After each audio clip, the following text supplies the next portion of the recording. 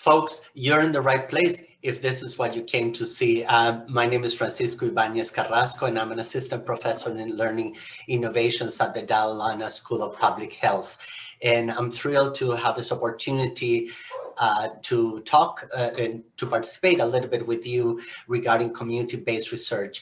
But first, and most important is I want to acknowledge the land on which we've organized this event.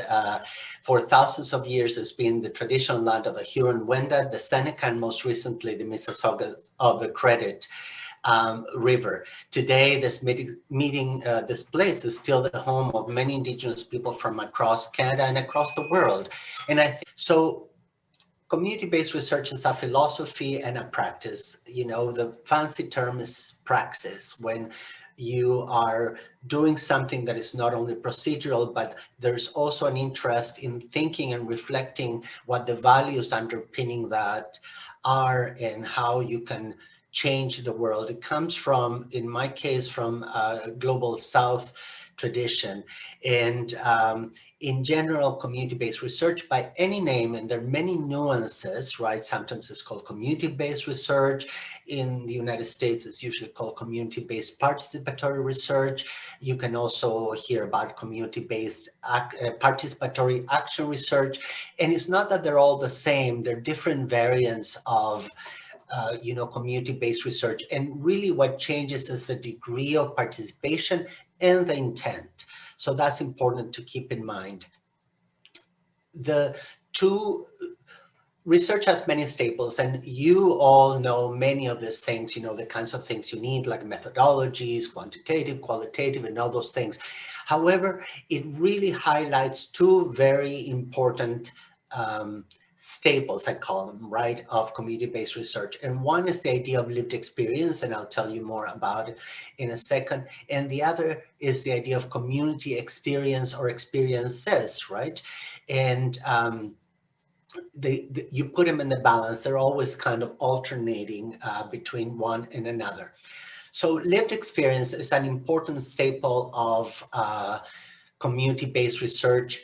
It means to live through, to survive. The important thing is, for example, for those of us, I'm a person living with HIV now for 35 years, right? I came to Canada at 22 and I became HIV positive shortly after, if not before. That's unknown. At that time, it was not easy to know. But it doesn't mean that when I talk about HIV from that perspective, I have claim to an empirical piece of knowledge. And this is important to remember. This is not to say that those with lived experience, patients, if we want to call them that way, do not know what's going on or they don't have the truth. They have a truth. What community-based research does is takes the risk constantly of, balancing those. And sometimes they clash. I've worked I remember clearly one time at the Dr. Peter Center in Vancouver, where our peer researchers we were doing, that person has since passed, got really angry at the suggestion from one of our lead researchers that, well, it was good that they knew they have HIV and AIDS neurocognitive disorders. It helps you. Well, from their lived experience, they say, no, you're asking us to integrate, I don't know if they use that particular word, but integrate another identity. Easy for us to say from a professional standpoint, but not from a lived experience standpoint. Now, the interesting thing about lived experience is some of us may live through an epidemic, for example, and not really knowing what happened in it. So that means that lived experience has an additional nuance or element of reflection and also awareness. For example, I meet all the time people who, are my age or younger, who say they've never really met anybody with HIV. So their professional experience is robust, but they have not really had an encounter. It doesn't mean they're stupid or they're lesser than the other person, but the lived experience is something you integrate through. It's like the act of remembering, right? Passing through, or in Spanish we say recordar, the act of passing through your heart. And by virtue of all the things that I've mentioned about lived experience, is never pure or benign. So I think I personally started many years ago, and I was an activist, so I was like kind of an angry young man and thinking, well, I know better than you do, health professionals, or better than you do, researchers. And I saw my experience as something very pure and also very good. I added a value to it, which does not really have. I mean, I've made mistakes like everyone else, and people with lived experience are rich in experience. It doesn't mean that they're good or bad. And as you know, the lived experience can be a group experience or an individual experience. So the other element that I mentioned a moment ago then is that community-based research recognizes community as a unity of identity. Saying that is very nice. However, for us researchers, technicians, if you want to call it, in the sense of the organizing, the funding and the research and the processes and the evaluation and the results, is kind of difficult sometimes to understand, okay, who is the community here? Now we have communities for people who work, a community of ultra rich people in the world. I'm just thinking Meghan and Harry, and communities or people who are highly marginalized who live in specific areas of a city. And so sometimes it's difficult for us to understand and to put the necessary institutional boundaries to what that community is. And there will always be a little bit of a friction, if you want to call it that way. Again, this idea of balancing the technical and the experiential is a constant tension, if you want to call it, and not all tensions are bad, between researchers and among researchers and people living with a particular condition, those with a lived experience. We, by our training and by our institutional policies, have to implement certain things in a particular way that sometimes is very jarring to the experiences of people. So we're constantly trying to balance those. And I think that makes the community-based researchers work very hard, and a great effort to be constantly thinking about those two things all the time. Some of us, at times when we make mistakes, don't sleep very well because we know those two things are coming to collide with each other. Let's see if, Alex, I don't want to go on and on without any, we don't have any questions, but if you have questions, observations, comments, oh, sorry, Alex. Oh, sorry, I was just saying no comments yet. All right. So again, I'm reiterating the idea that community-based research intends to achieve a balance between academic interests and ways of doing things and seeing things. Nowhere is this more evident that indigenous ways of seeing, you know, in Canada and the United States, we talk about two-eye seeing, which you, if you haven't heard of that, I invite you to just Google that, not now, but Google that and get an idea of what it means. A very similar term is used in Mexican research, right, to say that we tend to see, my apologies, I meant indigenous people tend to have also a cosmic, you know, view of the world. And it's not something romantic, it's just something that comes from their, the very culture. And sometimes it's difficult to keep the balance between those two. Community-based research emphasizes public health problems and social determinants of health, such as housing, food security, gender roles, and addictions. I know that among some of you, folks who have done incredible work on with on the lived experience of using substances, particularly opioids and stimulants.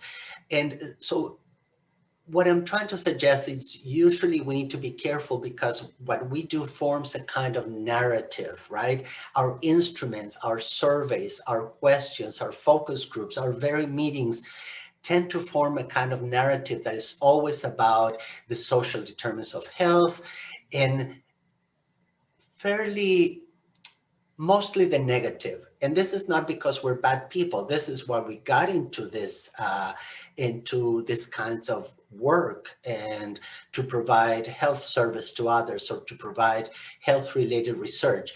However, I think it's important to remind ourselves that we sometimes give less attention to individual and community strengths, and that's very important. Partly it's because it seems to me that it's easier to determine what is negative about a situation than what is positive. Usually we tend to see it from our professional standpoint and through our professional lenses. However, I remember very clearly working with Thomas Kerr, who's a fairly well-known researcher in Vancouver, BC, and has done a lot of research on harm reduction. And he was always surprised that people who seemed to him nearly dying in really dire straits and sorry, situations, when asked, how are you doing today? They said, well, oh, life is good. So one thing didn't just mix with the other, and that was hard for him. And of course, we all learned over time that things like resilience and community strengths also need to be defined from the standpoint of those in the communities.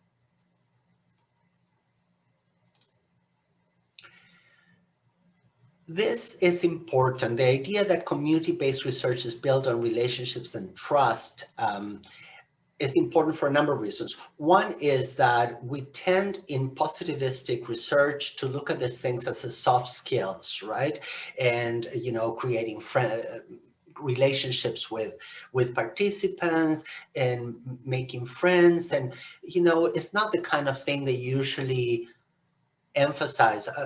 Not anymore. It's changing in research when we take courses or we do practicums and stuff like that.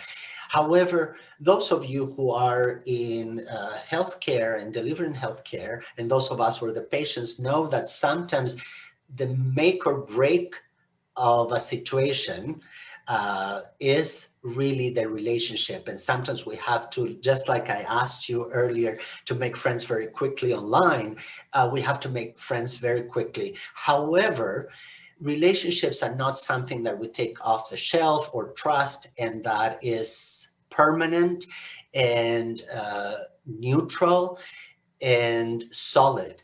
They're very brittle, and by that I do not mean weak, but the things that we constantly have to work. I mean, many of you, I'm sure, have felt, if you felt hurt, and some of us even betrayed by the things that happened in a particular community-based research project. And we said, well, but I thought I created a relationship and these people were my friends. Well, friends have disagreements, and friends sometimes have, really dissimilar values. So the important point of this for community-based research is that this is a continuous practice. And in my mind, and my limited experience, that's what makes community-based research fairly onerous. You have to constantly be working on that. By the same token, I want to mention that participation, we tend to emphasize participation over contractual agreements. However, you and me and even participants from the community are inserted in institutions and institutional processes and instruments that do very little to help participation.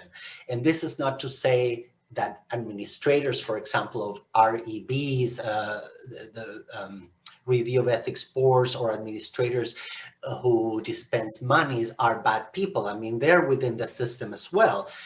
But it means that, again, there's a constant tension between the kinds of things that we're allowed to do inside and through organizations, and the things that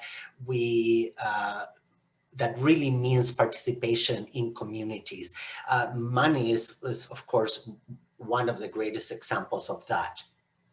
So I want to just stop for a second and acknowledge Leah's comment that this sounds similar to the need to consider biographical understandings of health, which attempt to engage social determinants of health, but recognizing how this fit into individuals' lived experience as well. Yeah, and you're referring to the point I was making earlier, Leah, for sure. And you know what? Most researchers I've seen try to do this, with some glaring exceptions. However, it takes time, right? You have like your protocol that has been approved by a large funder, and you sometimes feel like you're being pushed through the process when you really want to stop and say, okay, what I'm seeing or what we're doing, is it really reflecting the way you see your health, the way you enjoy your version of wellness, right? And aside to this, as I've seen some really disrespectful comments from researchers saying that marginalized people from our priority populations in Canada have a lifestyle, which is exactly not the case. Lifestyle is a word that applies, to an idea of middle class, a very neoliberal idea that I have a lifestyle given my privilege and the kinds of things that I can acquire. So thank you, Leah, for that. I hope I didn't completely make that murky as mud. And the second one, and Andriana, my experience has been that one of the key barriers to doing research in line with CBR values, including allowing time for building relationships, is funding structures, which is what we were just discussing. Yes, and rigid project timelines. For context, I'm in social policy consultancy rather than academia, so project structures are different in my experience. Yep. And you know what happens, and this is not to throw anybody under the bus or saying that people do not proceed appropriately. Researchers in community-based research have to do, and by that I do not mean illegal, but we have to do all kinds of side deals just to make sure we don't get trampled on by the Zamboni of institutional requirements. How about that for a Canadian expression? Zamboni of institutional requirements. So last three things, I think is one of my last slides, is again, they're part of what we call the soft skills, but they should not be, is that we have to exercise humility and compassion. As a cis man, white, I'm Latino white, the idea of humility is not something that comes naturally to me. I'm not going to talk for or speak for all the cis men in the world, gay or straight, but the idea of humility, again, is something that needs to be worked over again and again. And the idea of compassion, not pity. Nobody needs pity research, right? I mean, people live in dire situations as it is. What you need is sometimes researchers were very bold and assertive, get misunderstood, right, as being too abrasive or moving forward too fast. But they're trying not to operate from a standpoint of pity, and compassion can be assertive and sometimes can look aggressive from the other side. This one, on top of my head, giving voice and transparency, super difficult, again, for a cis man like myself, the idea that I need to stand back and shut up so the participants, including my research assistants and other people working with us, have the chance to write and say and express things their own way. it's not easy. And transparency in this case refers to the fact that we're still very nervous about funding and sharing with our teams how our monies are being spent. There are very good reasons for that, and some reasons are a bit more traditional. But the very good reasons is that we are legally liable sometimes for, most of the time, for the funds that we receive. So we tend to just count our points inside our purse, in my case, and not be very clear. And by that, I don't mean anything illegal. Please don't get me wrong. But it's not very common that a researcher says, this is the money they've given us, this is how we're spending. We find matters of money indelicate. The last one, which is very dear to me, is that there's always collective learning. Time after time, I work with teams, research teams, including peer researchers and people with lived experience. And it seems that all the training needs to be for the lay persons and not for the technicians. I think in every study, we need to exercise humility and learn collectively new things. Otherwise, intellectually, it's not stimulating for anyone. And we also fall into some kind of arrogance, like I don't need to learn more about focus groups. I've done millions of focus groups, but there's always something new. A recent example in my practice is I'm doing a national research project with Kathy Worthington from UVic, and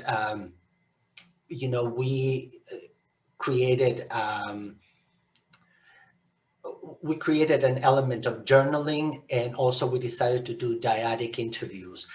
Well, this has been, great learning for the peer researchers, but I think at the beginning we forgot that we also need to understand why we included that, and we need to make that learning available to absolutely everyone. Okay, I'm going to stop there a second, and if you want to use your microphones, unmute. There's only 42 people. Unmute, say something, your observations, things that you felt, could have been said differently, things that are missing. I invite you to speak up or write down. Thank you, Cecilia. And thank you, Jesse. We're going to other meetings.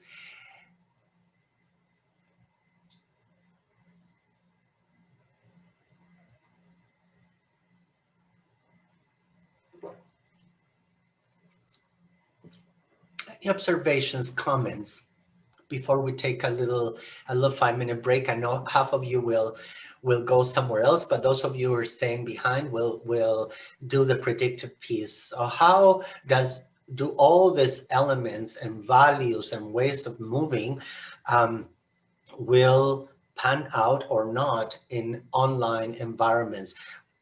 Because the online environments are here to stay in many ways, even when we leave lockdown.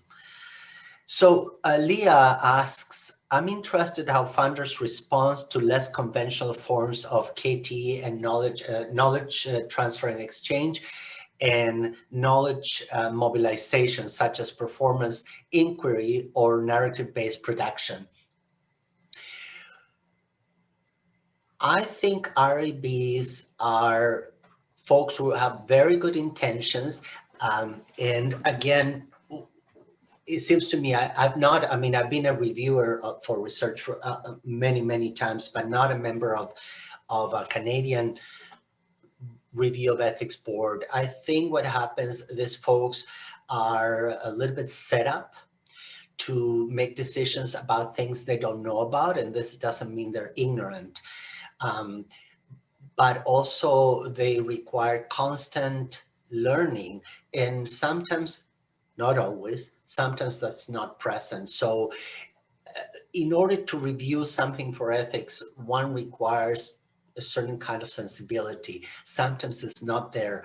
An actual practical way of helping everyone, the REB, yourself and your team, is to try and get a meeting with the members of the RB, particularly if what you're doing seems very strange to them, either because you're working with, street involved youth who use substances, for example. And so their first reaction, which is a good reaction, is to say, no, you need to, these are the kinds of things you need to do. This is very dangerous and all those kinds of things.